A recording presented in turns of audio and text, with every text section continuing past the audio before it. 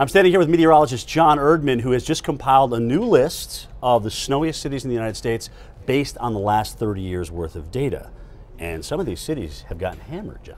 Who doesn't love weather extremes? Who doesn't love hundreds of inches of snow like this? So we looked at the 30 years worth of data. We looked at cities with a population of at least 1,000, and there's our top list right there. And you can see we've got Alaska represented, we have mountains represented, we have lake effect represented in Hancock, Michigan. Interesting about this list, though. You're either near the mountains or in the mountains or near a lake.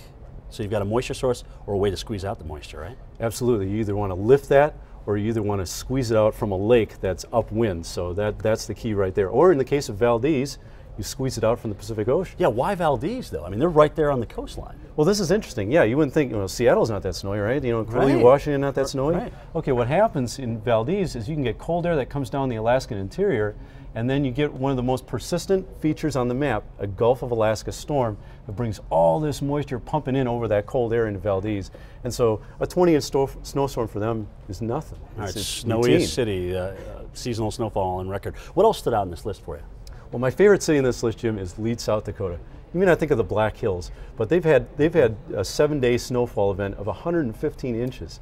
And oh, by the way, their average June snowfall is 2 inches. It snows in June in the Black Hills, and it's considered the mean, the average.